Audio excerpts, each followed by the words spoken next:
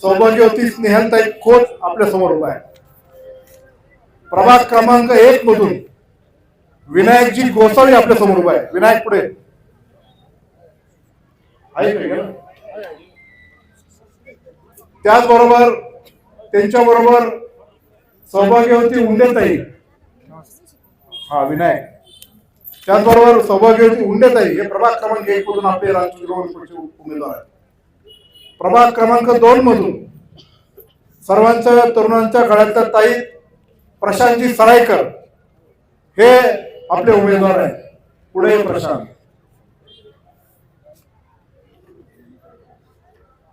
त्याचबरोबर त्याच प्रभाग क्रमांक 2 मध्ये रोहिणी वहिनी गायकवाड आमच्या घरातल्या आमच्या वहिनी इथे उभ्या आहेत मतदारसंघात. प्रभाग क्रमांक 3 मधून आपल्या सर्वांचे तरुण मित्र अखिल इनामदार हे प्रभाग क्रमांक 3 मधून उभे आहेत. त्याचबरोबर त्यांच्या बरोबर माजी नगराध्यक्ष आणि जुन्या जाणत्या राष्ट्रवादी काँग्रेस पक्षाच्या नेत्या आदरणीय भारतीताई मेहर उभे आहेत. प्रभाग क्रमांक 4 मधून अभिजित दादा रोकडे हे प्रभाग क्रमांक 4 मधून उभे आहेत आणि त्यांच्याबरोबर स्मिता वहिनी सुटले हे प्रभाग क्रमांक 4 मधून उभे आहेत.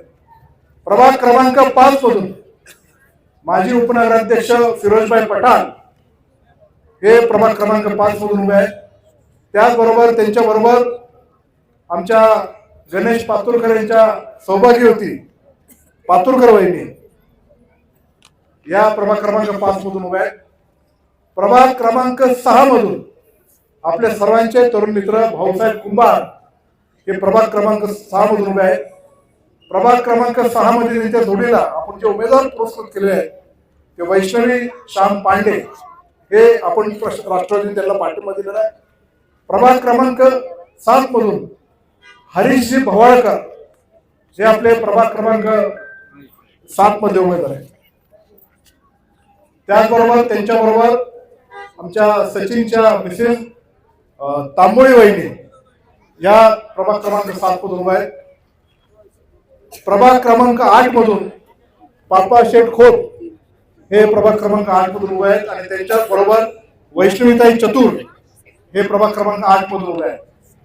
प्रभाग क्रमांक 9 मधून सना मनसुरी हे आपले राष्ट्रवादी काँग्रेस पक्षाचे उमेदवार आहेत आणि त्याच प्रभाग क्रमांक 9 मध्ये मोहम्मद तकी हे मोहम्मद साकी हे प्रभाग क्रमांक 9 मधून आहेत.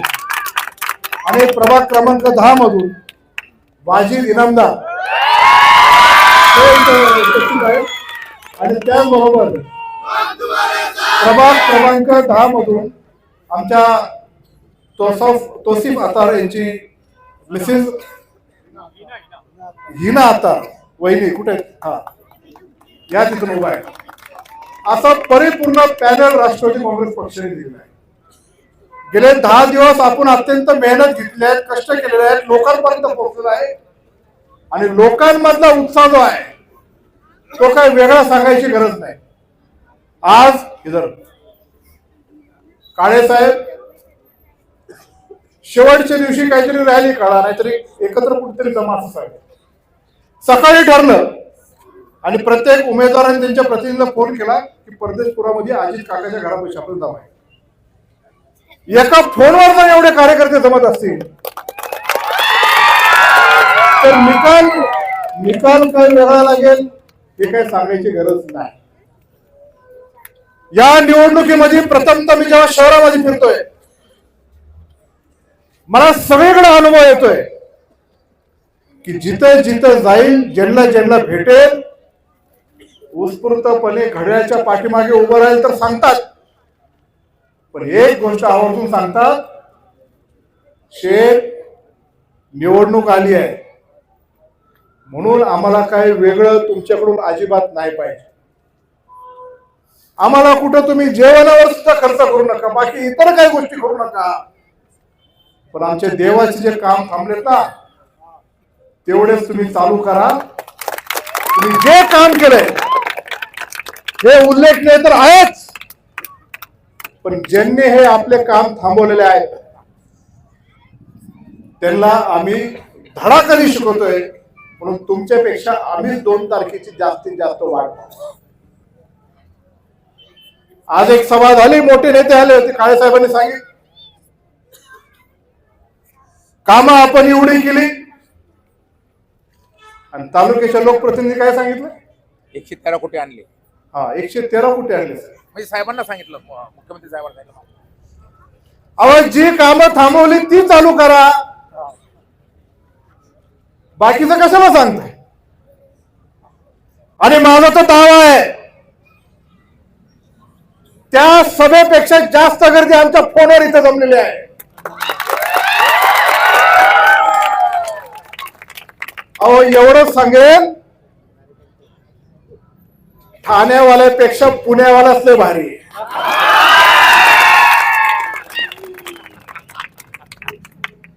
उद्या सकाळी मतदान आहे. आपलं पीक आता उभं केलं, आपण मशागत चांगली केलेली आहे. हे पीक आपल्याला राखायचं काम करायचं आहे. वेगळ्या दिशेने काही जण निवडणूक नेऊ नये म्हणून याचा प्रयत्न आम्ही गेले 4-5 दिवस करतोय. जिथे जिथे टाचणी आणि थिंगी टाकण्याचं काम केलं तिथं अतुल बेनके हजरच होता. आणि जो काही गैरसमज निर्माण करण्याचा प्रयत्न काही लोकांनी मुद्दाम करत होते ते आम्ही अजिबात होऊन गेणार आहे. या सगळ्या शहरातल्या लोकांचं म्हणणं आहे हमारा जो परिवार है वो सुकून के साथ जीना चाहिए, बस हमारा यही कहना है. आम्ही जिथे जिथे जन्माला आलो त्या धर्माचा आम्हाला अभिमान आहे. प्रत्येक हिंदू बांधवांचा 4 मुस्लिम मित्र आहेत, प्रत्येक मुस्लिम बांधवांचा 4 हिंदू मित्र आहेत. पण असा एकमेकाचा द्वेष आम्ही कधी करत नाही. अतुल शेठ वो तुम्हारे जैसे राज्य करते हैं, अशी ती भावना आहे त्या कुटुंबात. आणि जर काही गोष्टी घडल्या तर त्याचं नुकसान आमच्या घरातल्या महिलाला आणि पुढच्या पिढीला सोसावं लागतं याची आम्हाला जाणीव आहे. आम्ही तसं काय होऊन देणार नाही. राष्ट्रवादी काँग्रेस पक्षाचा विचारच तो आहे की सर्व जाती धर्माला एकत्र घेऊन पुढे जाणारा पक्ष आहे. ज्याला त्याला आपल्या धर्माचा अभिमान आहे, मला सुद्धा आहे. पण दुसऱ्याच्या धर्माचा द्वेष करण्याचा अधिकार मात्र या हिंदुस्थानात लोकशाहीमध्ये कोणाला दिलेला नाही. विजय असो. म्हणून आपल्याला छत्रपती शिवाजी महाराजांना अभिप्रेत असलेलं जसं राज्य आहे, सर्व जाती धर्मांना एकत्रित घेऊन पुढे स्वराज्य निर्माण करायचंय. ते स्वराज्य छत्रपतींच्या विचारासह अजितदादांच्या नेतृत्वाखाली राष्ट्रवादी काँग्रेस पक्ष केल्याशिवाय राहणार नाही. हा आमचा तुम्हाला सर्वांच्या प्रति विश्वास आहे. तुम्ही सर्व जर इथं मोठ्या संख्येने जमलात, आपल्या आपल्या प्रभागात अजून आपल्याला तिथून जाऊन जे काही लोकांपर्यंत पोहोचायचं असेल, त्यांचं काय म्हणणं असेल ते ऐकायचं असेल तर वेळ तुम्हाला द्यावा लागणार आहे. म्हणून मी अधिकचा वेळ घेणार नाही. पण उद्या राष्ट्रवादी काँग्रेस पक्षाच्या प्रति मतदान अधिक कसं होईल, ते मतदान केंद्रापर्यंत कसे पोहोचतील याच्याकरता तुम्हाला सर्वांना कार्यकर्त्यांना ते प्रयत्न करावे लागणार आहे. आणि जेवढे तुम्ही प्रयत्न करणार, निवडून तर सीट आलेच द्या.